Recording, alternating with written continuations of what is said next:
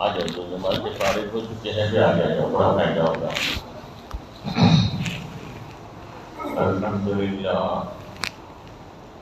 الحمد لله نحمده ونستعينه ونستغفره ونؤمن به ونتوكل عليه ونعوذ بالله من شرور أنفسنا ومن سيئات أعمالنا من يهده الله فلا مضل له ومن يضلل فلا هادي له ونشهد أن لا إله إلا الله وأشهد أن محمدا عبده ورسوله. أما بعد فأعوذ بالله من الشيطان الرجيم. بسم الله الرحمن الرحيم. كنتم خير أمة أخرجت للناس تأمرون بالمعروف وتنهون عن المنكر وتؤمنون بالله. صدق الله العظيم. ایک مرتبہ دل سے درود پاک پڑھ لیں. اللهم صل على محمد وعلى آل محمد كما صليت على إبراهيم وعلى آل إبراهيم إنك حميد مجيد. اللهم بارك على محمد وعلى آل محمد كما باركت على إبراهيم وعلى آل إبراهيم إنك حميد مجيد.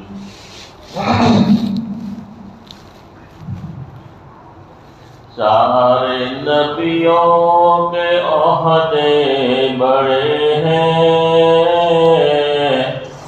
سارے نبیوں کے عہدے بڑے ہیں، لیکن آقا کا منصب جدا ہے، لیکن آقا کا منصب جدا ہے.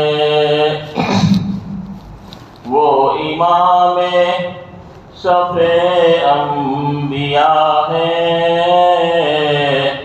وہ امام صف انبیاء ہے.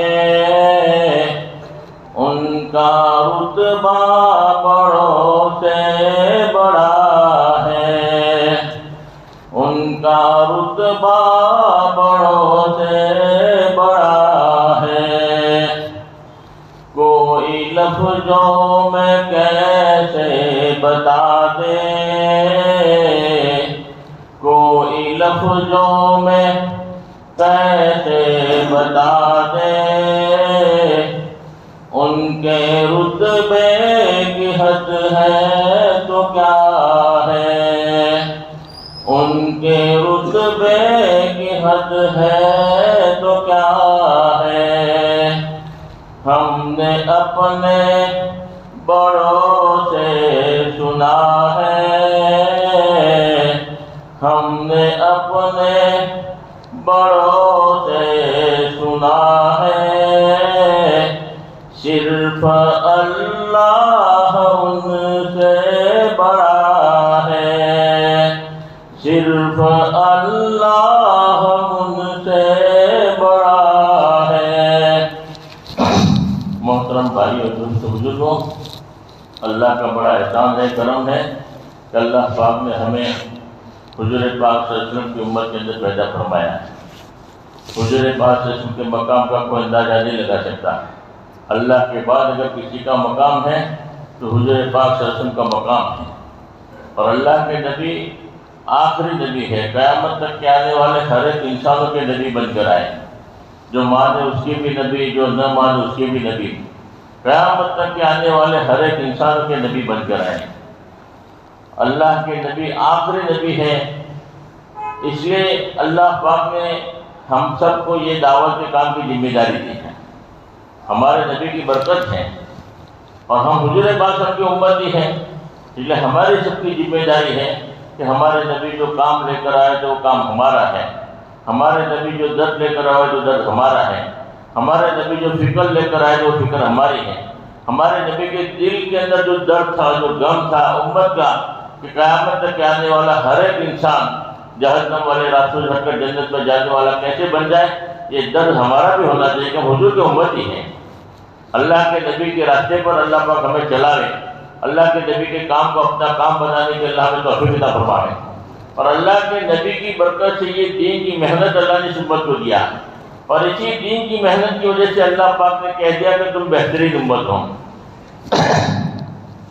کنتم خیر امت اخرجت للناس تأمرون بالمعروف وتنہون عن المنکر وتؤمنون باللہ، تم بہترین امت ہو کہ اللہ کے بندوں کو اللہ کی طرف بلاتے ہو، اچھے کاموں کا حکم کرتے ہو، برے کاموں سے منع کرتے ہو، دعوت کا کام کرتے ہو، اسی لیے تم بہترین امت ہو۔ بہترین امت کا اللہ نے لقب دعوت کے کام کی وجہ سے دیا ہے، اتنا بڑا کام اللہ نے دیا ہے، اور جو آدمی دین کا کام کرے، دعوت کا کام کرے، اللہ نے وعدہ کر دیا اس سے بہتر کوئی نہیں ہو سکتا۔ وَمَنْ أَحْسَنُ قَوْلًا مِّمَّنْ دَعَا إِلَى اللَّهِ وَعَمِلَ صَالِحًا وَقَالَ إِنَّنِي مِنَ الْمُسْلِمِينَ، اس سے بہتر کس کی بات ہو سکتی ہے جو اللہ کے بندوں کو اللہ کی طرف بلاتا ہو؟ اس سے بہتر کون ہو سکتا ہے جو اللہ کے بندوں کو اللہ کی طرف بلائے، دین کی محنت کرے، دعوت کا کام کرے، اللہ کے بندوں کو اللہ کی طرف، اس سے بہتر کون ہو سکتا ہے؟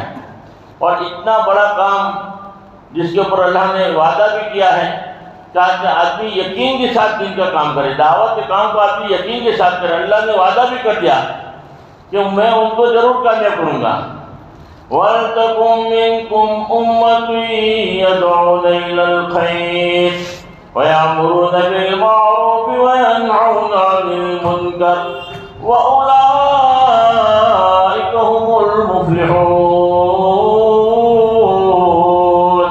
تمہیں ایسی جماعت کا ہونا ضروری ہے، اچھے کاموں کا حکم کرے، برے کاموں سے منع کرے، وہی لوگ کامیاب ہوں گے۔ اللہ نے کامیابی کا بھی وعدہ کر دیا، اور اللہ کامیاب کرنے پر ہمیں تو کسی کا محتاج نہیں، اللہ رب ہے۔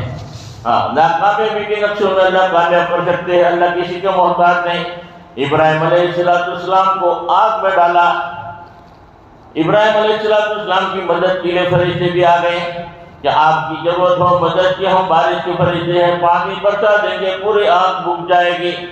ابراہیم علیہ السلام نے فرمایا اللہ دیکھ رہا ہے، کسی کی مجھے ضرورت نہیں ہے، اللہ دیکھ رہا ہے، اللہ میری مدد کرے گا، اللہ مجھے کامیاب کرے گا۔ اللہ کامیاب کرنے پر آتے ہیں تو کسی کا محتاج نہیں۔ اللہ نے آگ کو حکم دے دیا میرے ابراہیم کے لیے سلامتی والی بن جا۔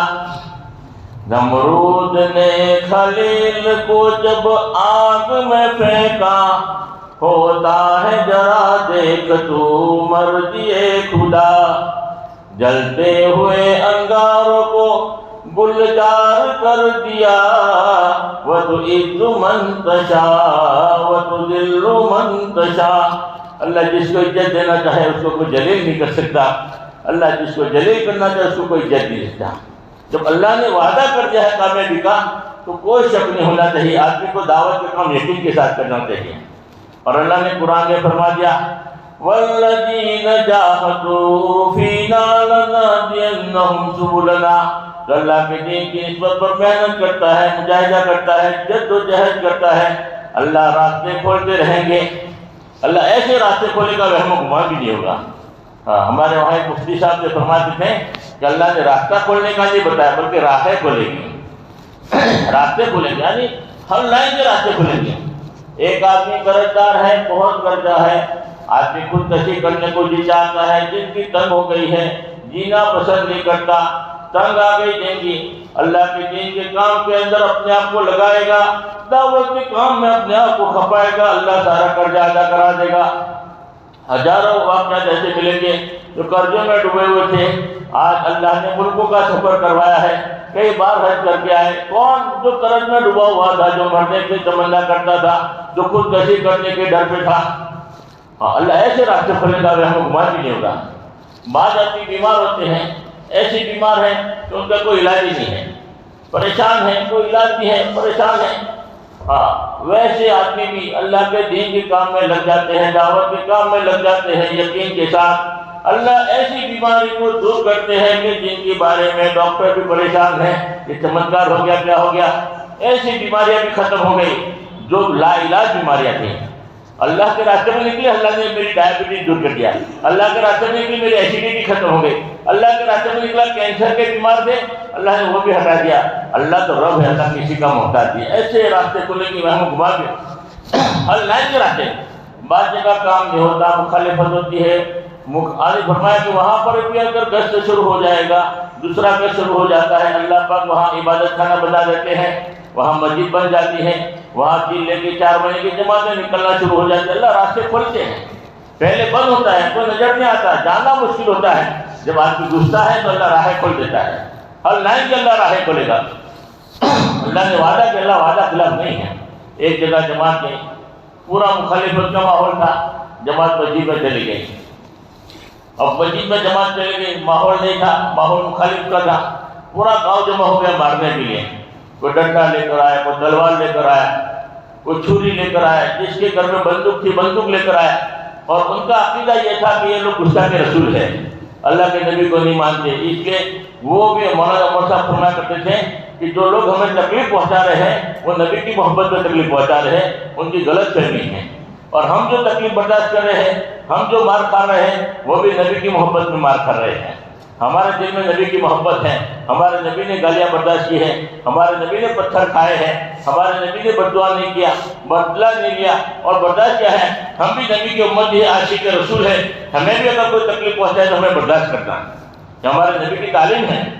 دین کی خاطر گر گر جانا، طائف جا کر پتھر کھانا، پھر بھی دعائیں دیتے رہنا،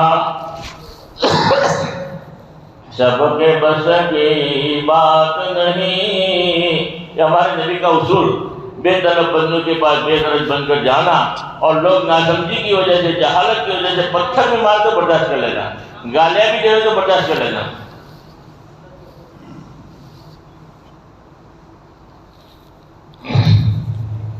تو وہاں ایک جماعت چلی گئی تو پورا گاؤں مارنے کے لیے جمع ہو گیا، تو بولے کہ ان کو ماریں گے، ان کو یہی دفن کریں گے، یہ گستاخ رسول ہے۔ تو جماعت میں طالب بھی تھے، مولانا بھی تھے، انہوں نے کہا کہ ہمیں گستاخ رسول کیوں کہتے ہو؟ ہمارے اندر کون سی ایسی علامت ہے جس کی وجہ سے گستاخ رسول کہتے ہو؟ ہم تو عاشق رسول ہیں، اور عاشق رسول کی ساری علامتیں موجود ہیں۔ ہمارے چہرے پہ داڑھی ہے، یہ عاشق رسول کی علامت ہے، ہم کرتا پاجامہ پہنتے ہیں، عاشق رسول کی علامت ہے، ہماری پوری زندگی نماز کے پابند ہے، یہ نبی کی سنت ہے، یعنی جو ہے نبی کی آنکھوں کی ٹھنڈک ہے، یہ عاشق رسول کی علامت ہے۔ ایک علامت بتاؤ جس میں جو ہے گستاخ رسول کی ہو، تو ہمیں گستاخ رسول کیوں کہتے ہیں؟ ہم تو عاشق رسول ہیں۔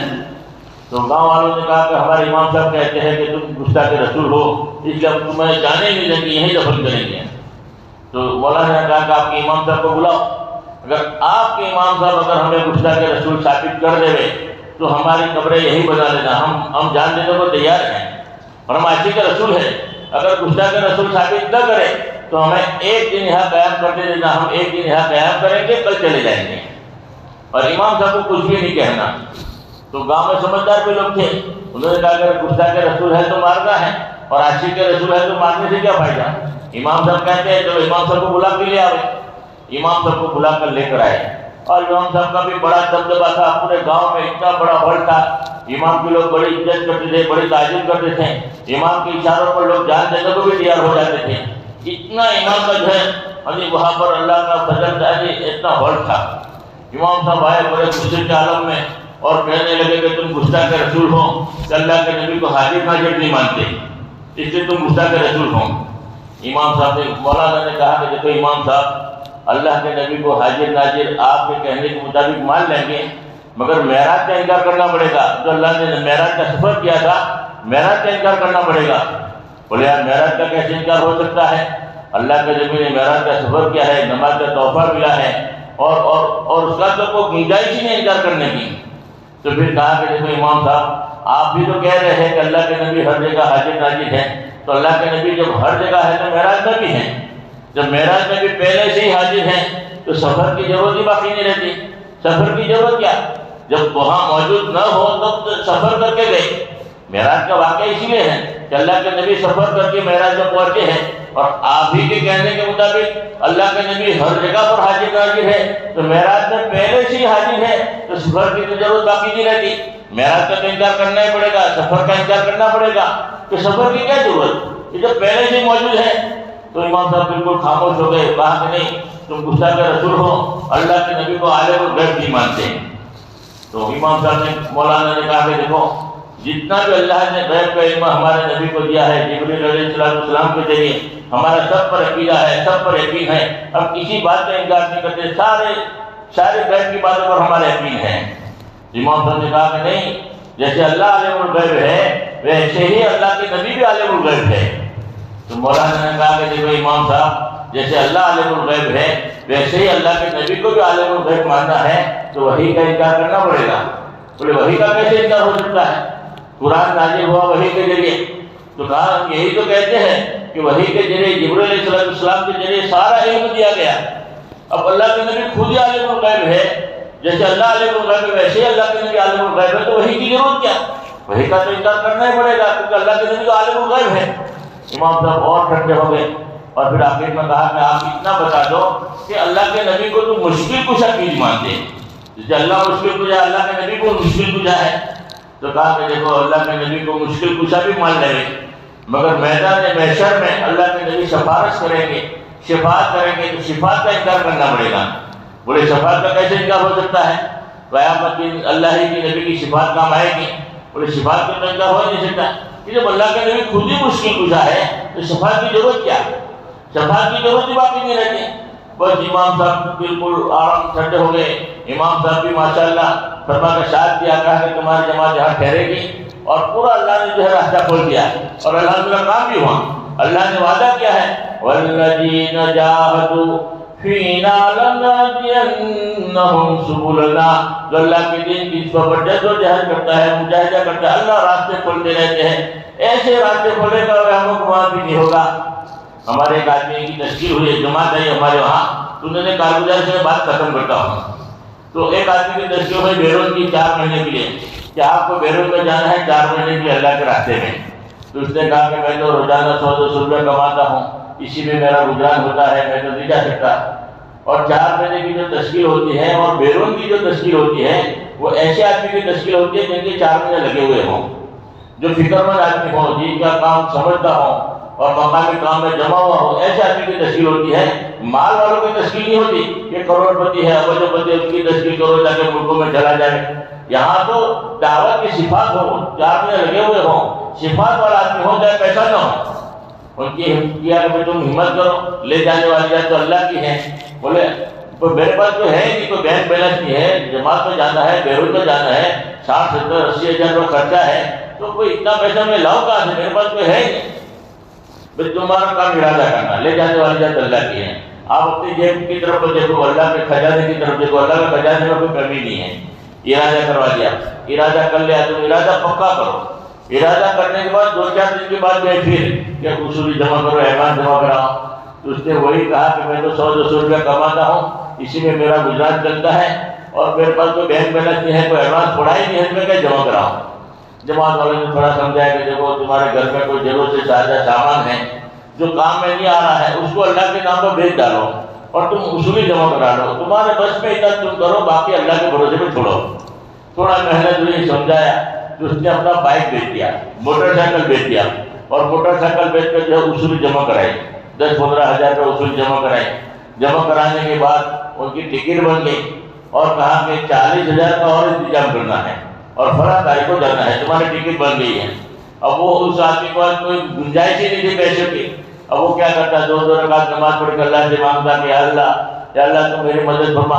دیکھو اللہ کا قربانی مانگتے ہیں، لیتے نہیں ہیں۔ یہ اللہ کے راستے، ہم نے دعوت کو سمجھا ہی نہیں ہے، ہم نے آج تک کبھی کوئی نہیں سمجھا، خالی ایک ثواب کا کام سمجھ کر رہے ہیں، ذمہ داری نہیں سمجھتے ہیں۔ اللہ پر قربانی میں اللہ پر آدمی بھروسہ کرتا ہے، اللہ راستے بولتے ہیں۔ اس نے کہا میرے پاس تو گنجائش، دو رکعت نماز پڑھ کے اللہ سے مانگتا رہا کہ اللہ تجھے اسباب بتا دے، مجھے جانا ہے، ارادہ پکا کیا ہے، میرے بس میں تھا اتنا سب کر دیا ہے، اللہ راستہ تو کھول دے۔ ایک دن ہوا، 2 دن ہوا، کوئی راستہ کھلا نہیں۔ پر جس کو جانا ہوتا ہے اس کے دل میں اللہ بات ڈال دیتے ہیں کہ اگر تجھے جانا ہی ہے تو دو راستے ہیں، 2 شکلیں دماغ میں اللہ نے ڈالی کہ جانا ہے تو 2 شکلیں ہیں۔ پہلی شکل کیا ہے کہ تو اللہ کے لیے جا رہا ہے، بیروز میں جا رہا ہے، تو نے اللہ کے بھروسے پر ارادہ کیا ہے اور تیرے پاس کوئی گنجائش نہیں ہے جانے کی، تو قرضہ لے لے، قرضہ لے کر اللہ کے راستے میں چلا جا۔ قرضہ دینے والا اللہ تیار کرے گا اور قرضہ بھی تجھے ملے گا اور ادا بھی اللہ ہی کرائے گا۔ تو اللہ کے لیے لے رہا ہے تو اللہ ادا بھی کرا دے گا۔ ایک شکل یہ ہے کہ تو قرضہ لے کر اللہ کے راستے پر چلا جا، اور دوسری شکل کیا ہے؟ دوسری شکل یہ ہے کہ تو جس مکان میں رہتا ہے اس مکان کو تو بیچے گا تو اتنا پیسہ آئے گا کہ تیرا 4 مہینہ لگ جائے گا۔ جھوپڑا ہے، کمزور مکان ہے، اس کو بیچ دے اور تو اللہ کا راستے میں چلا جا۔ مقدر میں ہوگا تو اللہ دوسرا مکان بنا دیں گے۔ 2 راستے ہیں، یا تو قرضہ لے کے جاؤ یا مکان بیچ کے جاؤ۔ بیوی سے مشورہ کیا، اس زمانے کی عورتیں بھی ماشاءاللہ بڑے دیندار تھی، سپورٹ دیتی تھی۔ بیوی نے مشورہ یہ دیا کہ مکان بیچ ڈالو اور تم 4 مہینے لگا لو، مقدر میں ہوگا تو اللہ پکا مکان بنا دے گا، اور تم جاؤ اللہ کے راستے میں، اللہ راستہ کھولے گا۔ اللہ کے کام کے لیے جا رہے ہوں، اللہ ضائع نہیں کرے گا۔ اللہ قربانی مانگتے ہیں، لیتے نہیں ہیں۔ ہم نے آج تبلیغ کو سمجھا ہی نہیں ہے۔ انہوں نے مکان بیچنے کا ارادہ کیا، اللہ نے مکان بکوا دیا، مکان بک گیا تو بیوی کو کہا کہ تم 10-15 ہزار روپے دے دیا کہ اپنے میکے میں چلے جاؤ، میں 4 مہینہ لگانے کے بعد آؤں گا، کرائے کا مکان تلاش کریں گے اور اگر اسی میں ہمارا گزر ہوگا، مقدر میں ہوگا تو اللہ بتا دے گا، اللہ تو رب ہے۔ اور 40,000 روپے جماعت میں لے کے نکلا اور 10,000 روپے اور بچے تھے جو مسجد اور جماعت کو دیا کہ کسی بھی کاروبار میں کسی بھی جگہ استعمال کر لینا، اللہ اس میں برکت دے گا تو 10 کے 11 ہو جائیں گے، 12 ہو جائیں گے، جو بھی برکت ہو۔ آپ 10,000 اپنی سمجھ کے اعتبار سے استعمال کرنا۔ تو مسجد اور جماعت کو 10,000 دے کر اللہ کے راستے میں نکلا، اللہ کی دین کے لیے اپنا بائک بھی بیچ دیا، اپنا مکان بھی بیچ دیا۔ ایسے ایسے لوگ دنیا میں پڑے ہیں کہ اللہ کے کام کے لیے اپنا سب کچھ لٹا دیتے ہیں مگر اللہ پاک آباد کرتے ہیں۔ اللہ ظاہر نہیں کرتے، کسی کو برباد نہیں کیا۔ جہاں دنیا کو زخمی کرتے ہیں، کاروبار بند کر کے بھی جاتے ہیں، مگر اللہ پاک آباد کرتے ہیں۔ ظاہر نہیں کہ ہم نے تبلیغ کو سمجھا ہی نہیں ہے۔ اللہ ہمیں سمجھ عطا فرمائے۔ اب وہ اللہ کے راستے میں چلا گیا، اب اللہ کی مدد آتی ہے۔ اب اللہ کی مدد کیسی آئی؟ وہ 10,000 روپے جو مسجد اور جماعت کو دیا تھا، انہوں نے سوچا کہ 10,000 روپے کہاں لگا لیں، تو 10,000 روپے کی انہوں نے جو ہے وہاں مشورہ کر کے چھوٹی چھوٹی مچھلی خریدی زندہ، اور وہ ساری کی ساری مچھلی جو ہے حوض میں ڈال دیا۔ وہ تالاب تھا یا حوض تھا تو اس میں ڈال دیا 10,000 کی مچھلی۔ اب مہینہ 1.5 مہینہ ہوا، اللہ نے وہ برکت دیا کہ ماشاءاللہ مچھلی تازی ہو گئی، بڑی ہو گئی اور ماشاءاللہ جاندار ہو گئی۔ ایک مچھلی کا ویپاری آ گیا، اس نے دیکھا کہ ماشاءاللہ مچھلی ہے، کس کی ہے؟ تحقیق کیا تو بولے مسجد کی ساتھیوں کی ہے۔ تو پوچھا بھائی یہ مچھلی مجھے خریدنا ہے، دو گے؟ ہاں کا بیچیں گے، کتنے میں؟ بولے تم بتاؤ کیا خریدو گے، کتنے میں خریدو گے؟ تو اس کا ویپار تھا۔ اب مہینہ 1.5 مہینے میں ماشاءاللہ مچھلی ہو گئی تھی، بڑی ہو گئی تھی، کھانے کے لائق ہو گئی تھی۔ تو انہوں نے جو ہے آئیڈیا لگا کر کہا کہ میں 50,000 روپے دے سکتا ہوں اور ساری مچھلی میں لینے کو تیار ہوں۔ مشورہ کر کے 10,000 کی جو مچھلی ڈالی تھی 50,000 میں بک گئی، 50,000 روپے بیچ دیا۔ اب 50,000 لے کر بیٹھے تھے، سوچ رہے کہ اس کو کہاں لگاوے، ایسی جگہ لگاوے اللہ پاک اس میں بھی برکت ہو جائے۔ ایک دن ہوا، 2 دن ہوا، ایک آدمی سامنے سے آیا تیسرے دن اور آ کر کہتا ہے کہ میرا مسجد کے پاس میں ایک پلاٹ ہے، میں آدھی قیمت میں دینا چاہتا ہوں، اگر مسجد کا کوئی ساتھی لینے کے لیے تیار ہو، میں باہر بیچوں گا تو لاکھ روپے آئے گا، ڈبل بھی آئے گا، مگر مسجد کا کوئی ساتھی لینے کے لیے تیار ہو تو 50 میں ہی دے دیتا ہوں۔ تو انہوں نے سوچا کہ بہت بہترین پلاٹ ہے، بیچے کا بھی تو ڈبل ہو جائے گا اور مکان بھی بنائے گا تو مسجد کی قریب میں مکان بنے گا۔ تو 50,000 میں وہ پلاٹ خرید لیا۔ پلاٹ خریدنے کے بعد میں 2 مہینے ہو گئے، 2.5 مہینے ہو گئے، اللہ نے آدمی کو بھیج دیا پلاٹ خریدنے والے کو، اور اس نے کہا کہ یہ پلاٹ کسی بھی قیمت میں مجھے دے دو، آپ جو چاہو قیمت مجھ سے لے لو، میرے پلاٹ مجھے چاہیے۔ تو انہیں مشورہ کر کے بتایا کہ تم بتاؤ کیا قیمت دو گے؟ تو انہوں نے دوسرے دن گھر مشورہ کر کے آیا اور کہا کہ دیکھو میرا ایک مکان ہے، پکا مکان ہے، ڈبل مال کا مکان ہے، اوپر بھی روم بنا ہوا ہے، 2.25 لاکھ کا تیار ہوا اس زمانے کا، 2.25 کا تیار ہوا ہے، وہ پورا کا پورا مکان دے دیتا ہوں اور 1 لاکھ روپیہ کیش دیتا ہوں۔ 3.25 لاکھ روپیہ اگر یہ پلاٹ اگر مجھے دینا ہے تو میں لینے کو تیار ہوں۔ مشورہ کر کے ان کو پلاٹ دے دیا کہ رہنے کے لیے مکان بھی ہو جائے گا اور کاروبار کرنے کے لیے 1 لاکھ کا انتظام بھی ہو جائے گا۔ اب وہ 4 ہزار لگانے کے بعد آیا ہے، مسجد اور جماعت نے سنایا کہ تم جو 10,000 روپے دے کر گئے تھے، اللہ رب ہے، اللہ تمہاری قربانی ظاہر نہیں کیا، تم نے اللہ کو بھروسہ کیا تھا، جو اللہ کو بھروسہ کرتا ہے ویسا اللہ ہی معاملہ کرتے ہیں، تم نے اللہ کے بھروسے پر اپنا مکان بیچا تھا، اللہ نے پکا مکان بنا دیا تمہارے لیے، تم نے بائک بیچ دیا تو اللہ کے نام پر اللہ نے 1 لاکھ کا انتظام کیا ہے کہ آرام سے جو ہے تم اپنی جو ہے زندگی بسر کر سکتے ہو، آرام سے کمائی کر سکتے ہو۔ اللہ وہ ہے، اللہ تو ہمیں پہچانے، دین کا کام کرے اور اللہ پاک اس کو برباد کرے، دین کا کام کرے، دین کے لیے اپنے آپ کو کھپائے اور فرمایا کہ اس کو ضائع کرے، اتنا ہو ہی نہیں سکتا۔ کہ دعوت کے کام کو اپنا کام سمجھو، ثواب کا کام نہیں ہے، ذمہ داری ہے۔ اسی نسبت پر دیکھو جن کی ابھی تک 4 مہینے لگے، اللہ کی ذات کو بھروسہ کر کے ہمت کر کے بتاؤ 4 مہینے کے لیے کون تیار ہے؟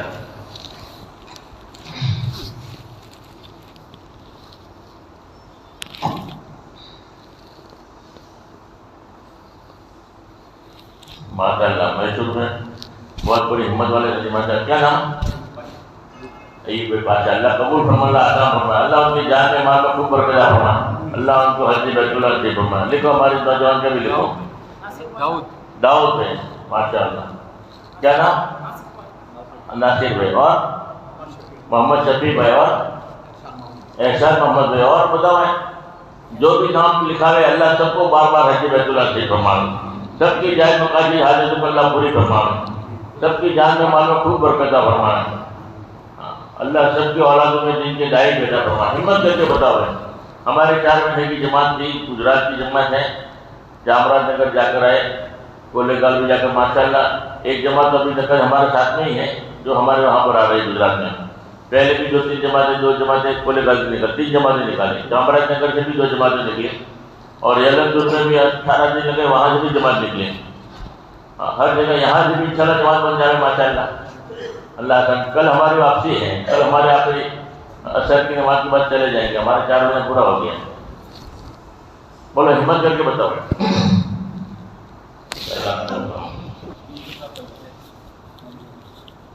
اللہ آسان ہو، اللہ اس کی جان میں مال کو بتا، ارادہ کرو سب اللہ آسان کرے گا انشاءاللہ۔ اور 3 دن کی جماعت پہ چلتے ہیں، بولو 25، 26، 27 3 دن کے لیے بتاؤ۔ یاسر بھائی چلے کے نہیں نکل رہے، اور بتاؤ بھائی 3 دن والے بتاؤ، 3 دن تو بہت آسان ہے، 25، 26، 27 3 دن تو پوری جماعت بن جائے ماشاء اللہ۔ اچھا کو بھی لکھو، ارادہ کرو اللہ آسان کرے گا۔ 3 دن میں کیا مسئلہ ہے؟ بولو بھائی 3 دن بتاؤ، ہمت کر کے بتاؤ، 3 دن تو بہت آسان ہے۔